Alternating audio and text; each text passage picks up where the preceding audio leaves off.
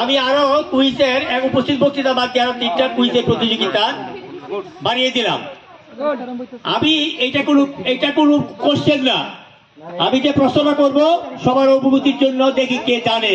আমরা রবীন্দ্রনাথকে জানি, নজরুলকে জানি, এমন দুজন ব্যক্তির নাম করতে হবে নেত্রকোনার কৃতি সন্তান। তারা নজরুলের সাথে এবং রবীন্দ্রনাথের সাথে যোগাযোগ সরাসরি তারা কথা বলেছে।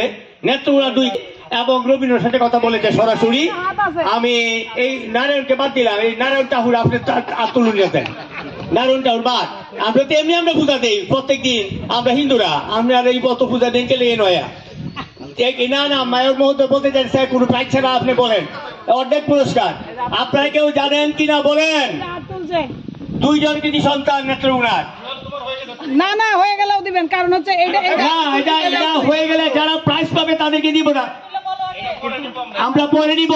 কে জানেন? কে জুয়েল জানে বলেন? কে? হ্যাঁ বলেন।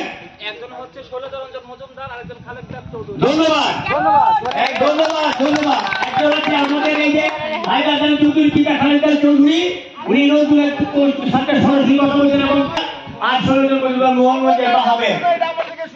আচ্ছা ঠিক আছে, ধন্যবাদ। না আমি এটা নেই না, এটা সবার অবগতির জন্য বলছি, সবার অবগতির জন্য বলছি।